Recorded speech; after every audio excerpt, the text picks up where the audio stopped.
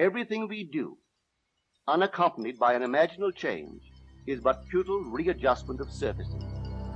Imagining the wish fulfilled brings about a union with that state, and during that union, we behave in keeping with our imaginal change. This shows us that an imaginal change will result in a change of behavior. However, our ordinary imaginal alterations, as we pass from one state to another, are not transformations, because each of them is so rapidly succeeded by another in the reverse direction.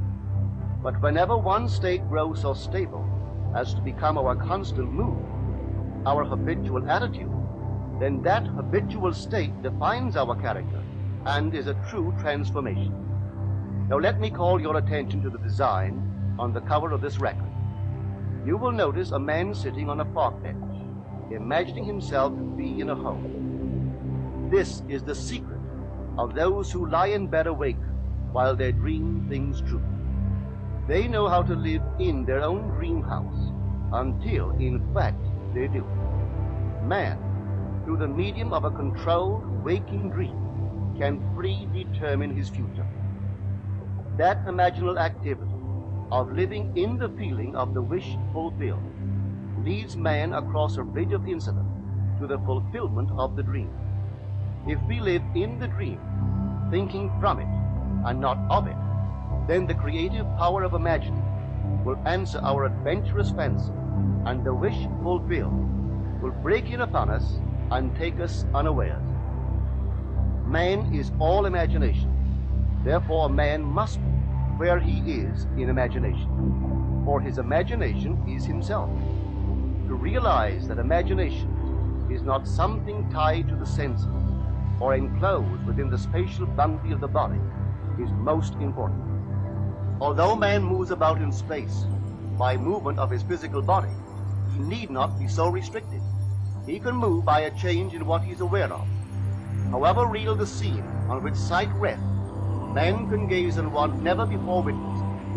He can always remove the monkey if it upsets his concept of what life ought to be. This ability to mentally move from things as they are to things as they ought to be is one of the most important discoveries that man can make. It reveals man as a center of imagining with powers of intervention which enable him to alter the course of observed events, moving from success to success through a series of mental transformations of nature, of others, and himself. How does he do it? Self-abandonment. That is the secret. He has to abandon himself mentally to his wish fulfilled, in his love for that state, and in so doing live in the new state, and no more in the old state. Now we can commit ourselves to what we do not love, so the secret of self-commission is faith plus love. Faith is believing what is incredible.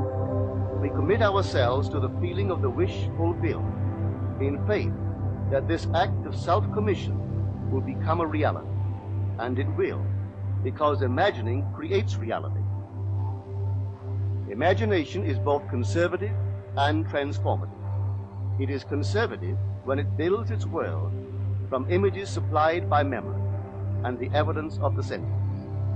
It is creatively transformative when it imagines things as they ought to be, building its world out of the generous dreams of fancy.